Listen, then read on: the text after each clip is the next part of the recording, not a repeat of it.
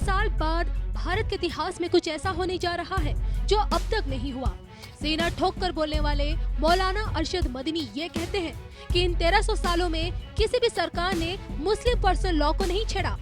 मुस्लिम personal law में जीते आए हैं और इसी पर मरना है। लेकिन अब कुछ ऐसा होने वाला है जो बीते 1300 सालों में सच में नहीं हुआ।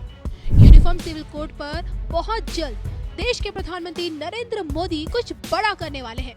देखा जाए तो समान नागरिक संहिता आज के डेट में जितना देश के लिए जरूरी है उतनी ही बीजेपी के लिए भी। जनसंघ के जमाने से ही बीजेपी के लिए ये मुद्दा सबसे बड़ा रहा। मोदी सरकार की सत्ता में भी इस मसले को बीते 9 सालों से जोर शोर से उठाया गया और आज जब 2024 लोकसभा चुनाव में 125 दिनों का समय बचा है तो ऐसे में एक बार फिर यूसीसी की चर्चा शुरू हो गई है। क्या चुनाव से ठीक पहले पीएम मोदी का यूसीसी शॉट 20 करोड़ मुसलमानों को शरिया से मुक्ति दिला देगा? इस पर क्या कहती है वृंदावन से आनंद धाम के पीठाधीश्वर जगत गुरु श्री रितेश्वर महाराज जी की भविष्यवाणी? देखिए सिर्फ धर्म ज्ञान पर। सच्चा मुसलमान से मुझे याद आया यूनिफॉर्म सिविल कोड। जब हम सब एक हैं, एक कानून के अंदर क्यों नहीं? यूनिफॉर्म सिविल कोड में आप जानते ही हैं कि एक मुस्लिम पक्ष उसका विरोध कर रहे हैं। उत्तराखंड में हो गया है, अब राजस्थान में भी देखने को मिलेगा। मैं आपसे जानना चाहती हूँ, देश के मुसलमानों को इससे आपत्ति है, शरीयत को मानना चाहते हैं लेकिन यूनिफॉर्म सिविल कोड में नहीं आना चाहते हैं, क्यों? हाँ, मैं ये कहूँगा कि सिर्फ उनको ही विरोध नहीं है, बल्कि आप देखो बहुत सारे लोग हैं जो सभी वो तो नहीं हैं।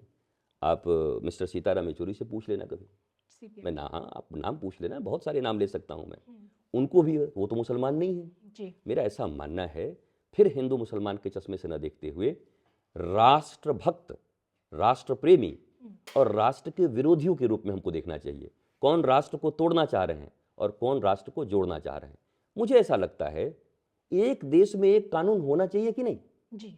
आपके घर में 5 बच्चे हैं, पांचों बच्चे मांग करते हैं अगर जब हिस्सा का बंटवारा हो और माता पिता ही हिस्सा गलत बांट दे, बड़े वाले को सबसे ज्यादा, आज तक कोर्ट है तुरंत पहुंच जाएंगे, कैसे बराबर बांटो। तो एक घर में भी बराबर बराबर हिस्से बंटते हैं, एक जैसे कानून होते हैं, एक जैसा प्रेम सभी बच्चों को मिलता है, लेकिन इस देश के कानून को बदलने के लिए वो कौन लोग हैं? यही तो राष्ट्र विरोधी लोग हैं जो नहीं चाहते कि यहां पर सिविल कोड लागू किया जाए। क्यों? समान नागरिक संहिता कानून क्यों नहीं होना चाहिए? 145 करोड़ भारतीयों के लिए एक कानून, एक तरह का कानून। भेदभाव मिट गया, ये जाति पाति जो हल्ला कर रहे हो सब मिट गया। आज जो कह रहे हो अल्पसंख्यकों को दबाया जा रहा है वो भी मिट गया, क्योंकि कानून सबके लिए एक है। मुझे लगता है भारत की जनता को खड़ा होकर के पूछना चाहिए कि जब भारत की सरकार या भारत के अच्छे लोग कॉमन सिविल कोड लाना चाहते हैं, एक तरह का कानून बनाना चाहते हैं, तो ये कौन लोग हैं जो समस्त भारतीयों को समान अधिकार नहीं देना चाहते हैं? ये कौन लोग हैं? आज 3 तलाक हटा, मुस्लिम महिलाएं प्रसन्न है, हमारी बहनें, हमारी बेटियां हैं, वो प्रसन्न है। हमारे यहाँ कुरीतियां थी, बाल विवाह, हमने हटाया कि नहीं? हमारे यहाँ सती प्रथा थी, हमने हटाया कि नहीं? तो जो चीजें अकॉर्डिंग टू दिस एज युगानुकूल उचित है, उसको लागू करना ही धर्म है। धर्म के कुछ मौलिक तत्व होते हैं, दया, करुणा, कृपा, क्षमा, परहित, ये सब बड़ी चीजें हैं धर्म के, लेकिन युगानुकूल धर्म परिवर्तित होते रहता है।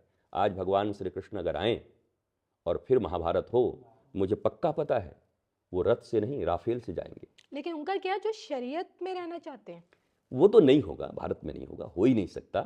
भारत सनातन संस्कृति का राष्ट्र है जी। भारत के लोग सनातनी हैं। भारत के 145 करोड़ लोग भारत के पुराने इतिहास और पुरानी संस्कृति को और नवीन विज्ञान को लेकर चलना चाहते हैं। हम किसी और पक्षपात की तरफ नहीं हैं। हम तो ये नहीं कह रहे हैं, हम तो संविधान के अनुसार चल रहे हैं। मैं संविधान का पक्षधर हूं जी। संविधान में इतनी चीजें लिखी हुई हैं, अगर जो डायरेक्शन दिया गया है उनको लागू कर दिया जाए तो इस राष्ट्र से बढ़िया राष्ट्र कोई रहेगा ही नहीं। और सरकारें क्यों बनती हैं?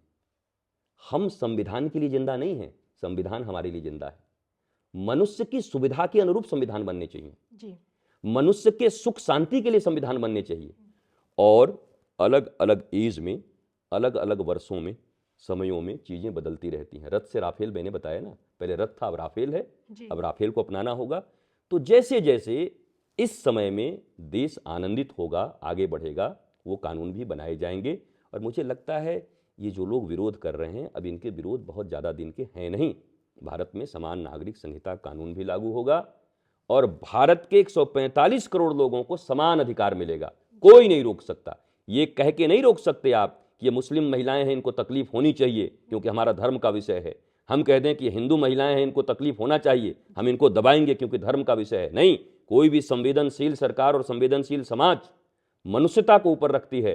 145 करोड़ मनुष्य, भारतीय मनुष्य, सब एक तरह से रहें, इसकी व्यवस्था प्रधानमंत्री करना चाहते हैं, इसकी व्यवस्था हम करना चाहते हैं, इसकी व्यवस्था राष्ट्रभक्त करना चाहते हैं। इसके विरोध में जो लोग आएंगे वो राष्ट्र के विरोधी होंगे। आजकल हम देख रहे हैं कि यूनिफॉर्म सिविल कोड के नाम पर ऐसे लोगों को भड़काने का काम हो रहा है। आप मुझे बताइए, एक घर में परिवार के एक सदस्य के लिए एक कानून हो, परिवार के दूसरे सदस्य के लिए दूसरा कानून हो, तो क्या वो घर चल पाएगा? क्या कभी भी चल पाएगा क्या? फिर ऐसी दोहरी व्यवस्था से देश कैसे चल पाएगा? हमें याद रखना है कि भारत के संविधान में भी नागरिकों के समान अधिकार की बात कही गई है।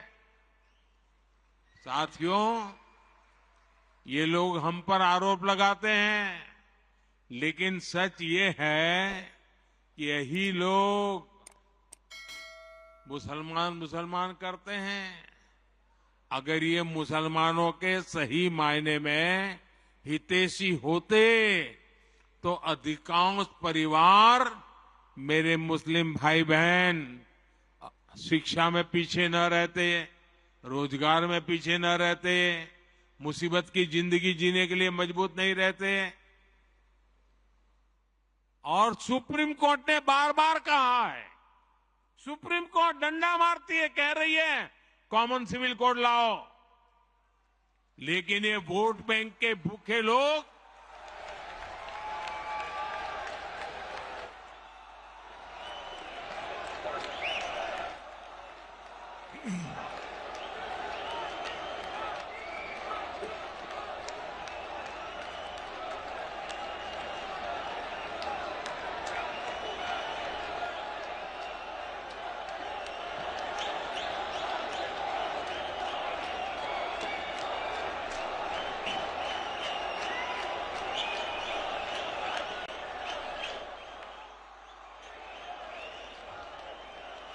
आज मैं आपको एक और बात बताना चाहता हूं।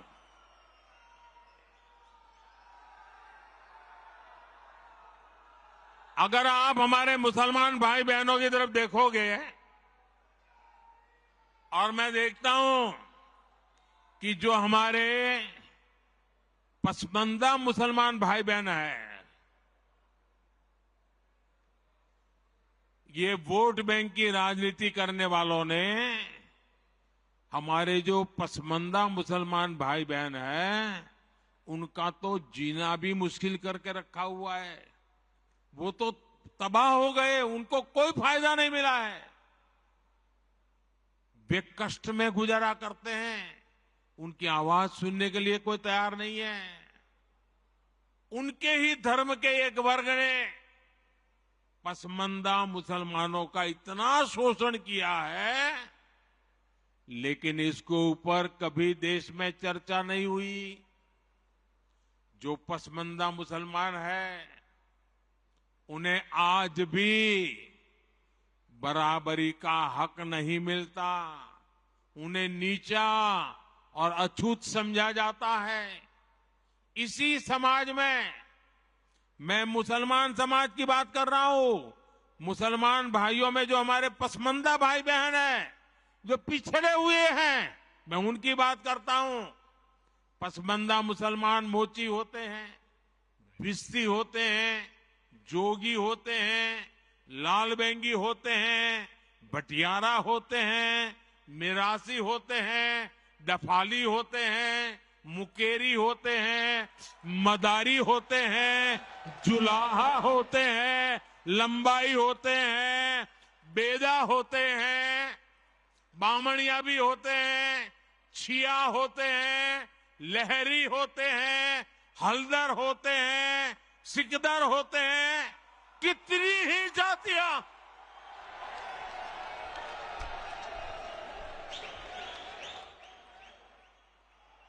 ये सब इतने पिछड़े रहे हैं, इनके साथ इतना भेदभाव हुआ है। भाइयों बहनों, इस भेदभाव का नुकसान उनकी कई पीढ़ियों को भुगतना पड़ा, लेकिन भाजपा देश के हर नागरिक के लिए सबका साथ सबका विकास की भावना से काम कर रही है।